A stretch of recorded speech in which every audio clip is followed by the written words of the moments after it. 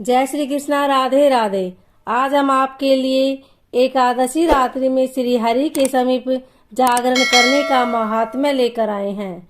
इससे पहले आप हमारे चैनल को सब्सक्राइब करें, बेल आइकन को प्रेस करें ताकि हमारी वीडियो की नोटिफिकेशन सबसे पहले आप तक पहुंचे। वीडियो को लाइक और शेयर जरूर करें। सब धर्मों के ज्ञाता, वेद और शास्त्रों के अर्थ ज्ञान में पारंगत, सबके हृदय में रमण करने वाले, श्री विष्णु के तत्व को जानने वाले तथा भगवत परायण प्रहलाद जी जब सुख पूर्वक बैठे हुए थे, उस समय उनके समीप सर्वधर्म का पालन करने वाले महर्षि कुछ पूछने के लिए आए। महर्षियों ने कहा, प्रहलाद जी, आप कोई ऐसा साधन बताइए जिससे ज्ञान, ध्यान और इंद्रिय निग्रह के बिना ही अनायास भगवान विष्णु का परम पद प्राप्त हो जाता है। उनके ऐसा कहने पर संपूर्ण लोकों के हित के लिए उद्यत रहने वाले विष्णु भगवान महाभाग प्रहलाद जी ने संक्षेप में इस प्रकार कहा, महर्षियों, जो 18 पुराणों का सार से भी सारतर तत्व है, जिसे कार्तिकेय जी के पूछने पर भगवान शंकर ने उन्हें बताया था, उसका वर्णन करता हूँ, सुनिए। महादेव जी कार्तिकेय से बोले, जो कली में एकादशी की रात में जागरण करते समय वैष्णव शास्त्र का पाठ करता है, उसके कोटि कोटि जन्मों के किए हुए 4 प्रकार के पाप नष्ट हो जाते हैं। जो एकादशी के दिन वैष्णव शास्त्र का उपदेश करता है, उसे मेरा भक्त जानना चाहिए। जिसे एकादशी के जागरण में निद्रा नहीं आती तथा जो उत्साह पूर्वक नाचता और गाता है, वह मेरा विशेष भक्त है। मैं उसे उत्तम ज्ञान देता हूँ और भगवान विष्णु मोक्ष प्रदान करते हैं। अतः मेरे भक्त को विशेष रूप से जागरण करना चाहिए।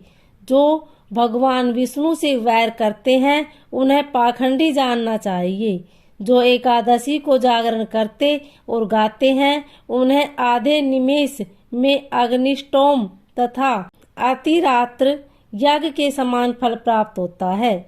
जो रात्रि जागरण में बारंबार भगवान विष्णु के मुखारविंद का दर्शन करते हैं, उनको भी वही फल प्राप्त होता है जो मानव द्वादशी तिथि को भगवान विष्णु के आगे जागरण करते हैं। वे यमराज के पास से मुक्त हो जाते हैं। जो द्वादशी को जागरण करते समय गीता शास्त्र में मनोविनोद करते हैं, वे भी यमराज के बंधन से मुक्त हो जाते हैं। जो प्राण त्याग हो जाने पर भी द्वादशी का जागरण नहीं छोड़ते, वे धन्य और पुण्य आत्मा है। जिनके वंश के लोग एकादशी की रात में जागरण करते हैं, वे ही धन्य हैं। जिन्होंने एकादशी को जागरण किया है, उन्होंने यज्ञ, दान, गया, श्राद्ध और नित्य प्रयाग स्नान कर लिया। उन्हें सन्यासियों का पुण्य भी मिल गया और उनके द्वारा इष्टापूर्त कर्मों का भी भली भांति पालन हो गया। सदानंद भगवान विष्णु के भक्त जागरण सहित एकादशी व्रत करते हैं, इसलिए वे मुझे सदा ही विशेष प्रिय है। जिनके वर्धिनी एकादशी की रात में जागरण किया, उसने पुनः प्राप्त होने वाले शरीर को स्वयं ही भस्म कर दिया। जिस पिरसा एकादशी को रात में जागरण किया है, वह भगवान विष्णु के स्वरूप में लीन हो जाता है। जिसने हरिबोधिनी एकादशी की रात को जागरण किया है, उसके स्थूल सूक्ष्म सभी पाप नष्ट हो जाते हैं। जो द्वादशी की रात में जागरण तथा ताल स्वर के साथ संगीत का आयोजन करता है, उसे महान पुण्य की प्राप्ति होती है।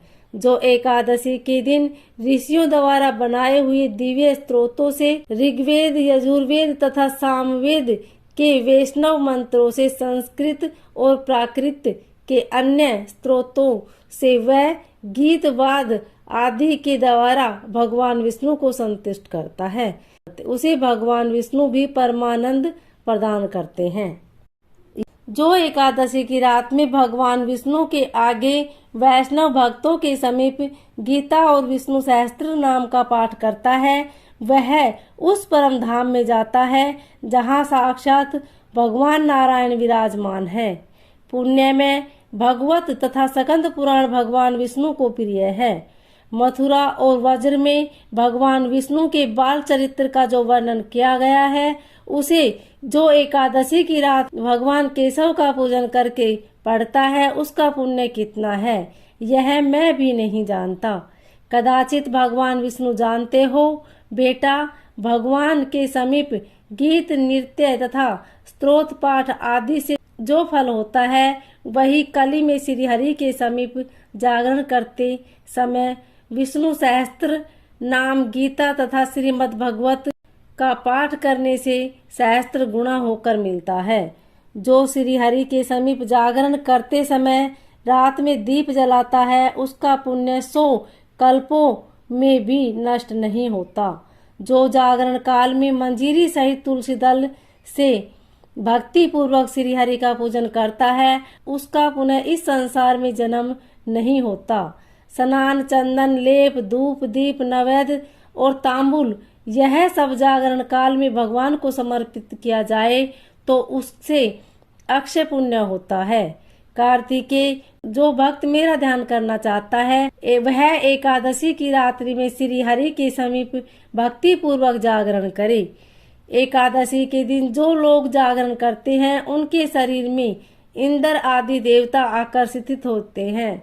जो जागरण काल में महाभारत का पाठ करते हैं, वे उस परम धाम में जाते हैं जहाँ सन्यासी महात्मा जाया करते हैं। जो उस समय श्री रामचंद्र जी का चरित्र 10 कंठवध पढ़ते हैं, वे योग वेताओं की गति को प्राप्त होते हैं। जिन्होंने श्री हरि के समीप जागरण किया, उन्होंने चारों वेदों का स्वाध्याय, देवताओं का पूजन, यज्ञों का अनुष्ठान तथा सब तीर्थों में स्नान कर लिया।